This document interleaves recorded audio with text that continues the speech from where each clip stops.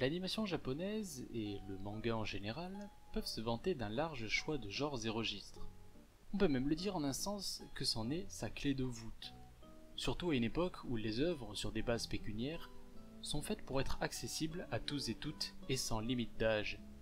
On ne le dira jamais assez, mais à vouloir faire des œuvres pour tout le monde, on fait des œuvres pour personne, et qu'il est bon parfois de trouver chaussure à son pied dans ce raz-de-marée de contenu lissé jusqu'aux os.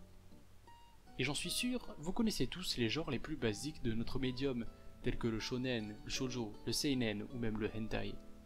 Mais d'autres, bien plus atypiques et moins connus, arrivent tout de même à tracer leur petit bout de chemin.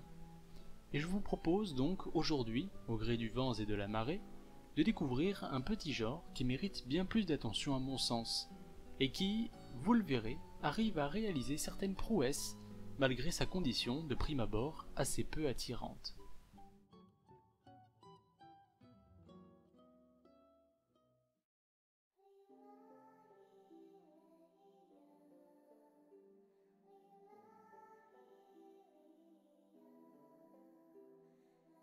Aria est le premier manga de Kozue Amano, apparu aux alentours de 2001 et 2002.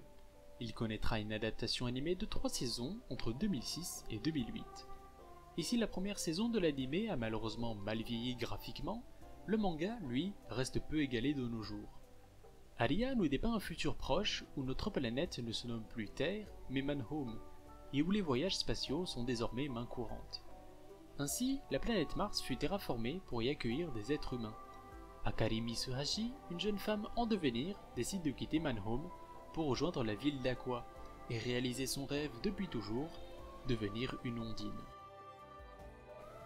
Aqua est une ville sur Mars, et bien la seule d'ailleurs. Son second prénom est Neo-Venezia, ou Néo-Venise si vous préférez.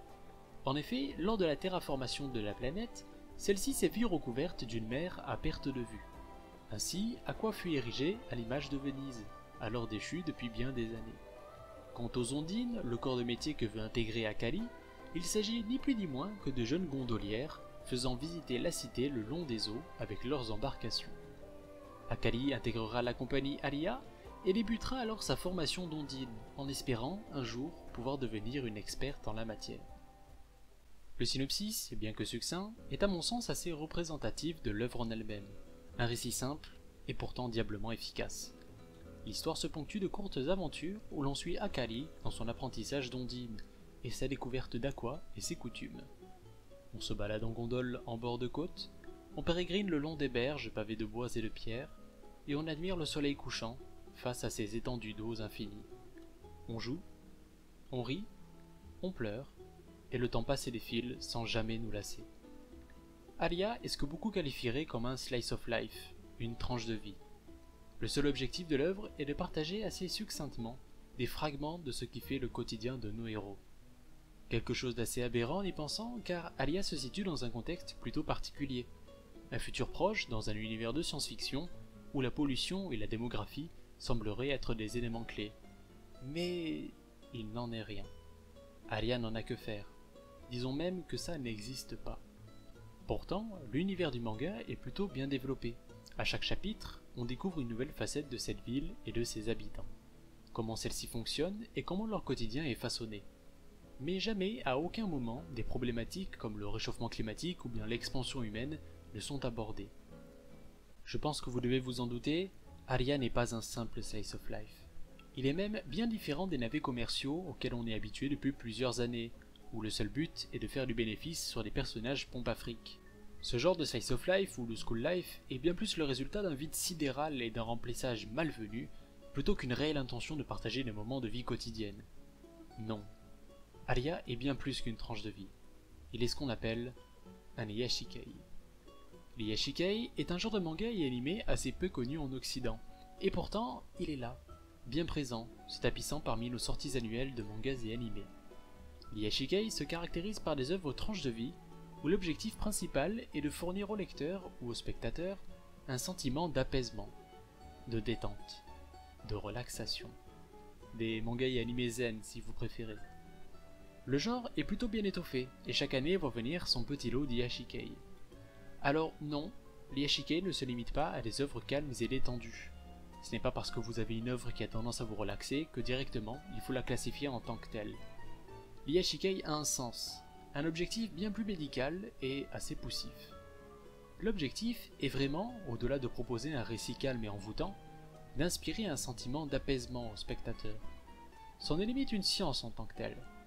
Et pour y parvenir, les œuvres Iyashikai se reposent sur des bases bien connues et utilisées dans la médecine et psychiatrie actuelle. Tout d'abord, il faut faire oublier au spectateur son propre quotidien. Lui proposer autre chose, une alternative. C'est la base pour que celui-ci puisse se détendre. La tranche de vie prend alors tout son sens. Vous le voyez, on est bien loin des objectifs vides et mercantiles des tranches de vie qu'on a l'habitude de voir de nos jours. À ce quotidien, des plus simples et limpides, doit s'ajouter un ingrédient clé, l'innocence. La complexité et la futilité n'a pas sa place dans l'Iyashikai. Ainsi, ces œuvres n'hésitent pas à pousser le bouchon assez loin, en faisant part d'une naïveté assez sidérante pour nous occidentaux. Par exemple, dans Aria, les compagnies d'ondines sont toutes gérées par des chats. Oui, des chats. Ceux-ci ne parlent pas. On les dit tout aussi intelligents que l'être humain, mais en vrai, on se rend compte que pas du tout. C'est juste des putains de chats qui pensent qu'à jouer et manger, bordel. Mais bon, on s'en fout. Après tout, c'est quoi le plus relaxant? Un patron aux attentes financières et salariales, comme ça peut l'être au Japon? Ou bien des chats qui font ronron et mangent du poisson à table avec leurs employés tous les soirs? Je pense que la réponse est évidente. Et le dernier composant, et pas des moindres, c'est le contexte. Chaque Iyashikai se démarque par un contexte bien précis, propice à la détente.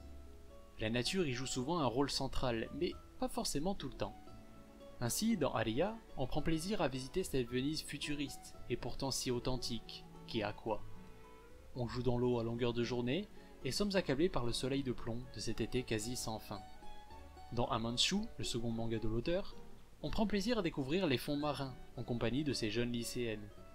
Dans Yuru Camp, on explore les sentiers battus des montagnes japonaises. Et dans Girls Last Tour, on apprécie ce voyage sans but dans les terres froides et désolées de ce monde d'après-guerre. Onirique, nostalgique, mélancolique. Autant de mots pour qualifier ces œuvres des plus simples et pourtant des plus marquantes. Ces œuvres du quotidien qui mettent l'emphase sur des éléments simples pour nous faire oublier notre propre quotidien. Et c'est en ça que l'Iyashikai, malgré sa faible réputation, est en soi un petit tour de force dans son milieu. Déjà parce qu'il s'avère bien plus intelligent que beaucoup de ses congénères, avec de réelles volontés envers son spectateur, à savoir son bien-être, mais aussi parce qu'il arrive à transcender à lui seul, par sa réalisation, bon nombre de points noirs de notre industrie actuelle. En effet, dans l'Iyashikai, la narration est quelque chose d'assez abstrait. Si vous êtes quelqu'un d'insensible et formaté, le visionnage ou bien la lecture d'un Iyashikai vous semblera des plus insultants. Il ne s'y passe rien, et ne s'y passera sûrement jamais rien. Et pourtant, l'œuvre a tant de choses à dire, tant de choses à partager.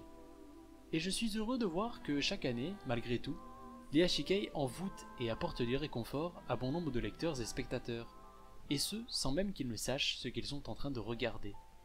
Et ça, l'air de rien, c'est la preuve que la formule Iyashikai marche bel et bien. Alors, si vous n'en avez jamais fait l'expérience par vous-même, je vous invite à découvrir une de ces œuvres, et pourquoi pas me faire également part de vos expériences Iyashikai. Car un peu d'insouciance et de relaxation n'a jamais fait de mal, surtout en ces temps obscurs.